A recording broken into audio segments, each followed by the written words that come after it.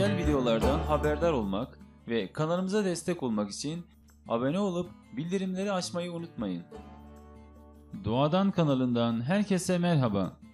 Ceviz içi perdesinin faydaları. Cevizi hemen hemen sevmeyen yok gibidir, değil mi? Hele ki faydaları saymakla bitmez. Peki cevizin içinde bulunan ve çöpe attığımız ceviz perdelerinin çok faydalı olduğunu biliyor muydunuz? Bakın ceviz içi perdelerinin nasıl faydası var ve nasıl tüketmeliyiz?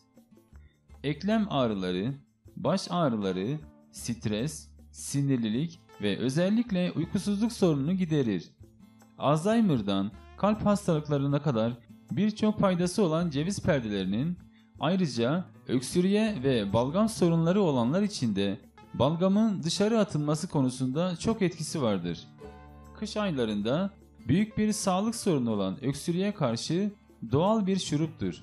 Kanı temizler. Kurt düşürücü özelliği vardır. Astım rahatsızlığına iyi gelir. Soğuk algınlığına karşı etkilidir. Bünyeyi güçlendirir ve mikrop öldürücüdür. Ayrıca ceviz tam bir E vitamini deposu olduğundan özellikle saçlar için de çok faydalıdır. Haftada bir ceviz kabuğu ve perdelerinin kaynatılmış olan suyu ile saçlarınızı durulayabilirsiniz. Peki nasıl tüketeceksiniz? Bir bardak suya bir tutam kadar ceviz perdesi ekleyin. Birkaç dakika kaynatın ve ılıdıktan sonra için.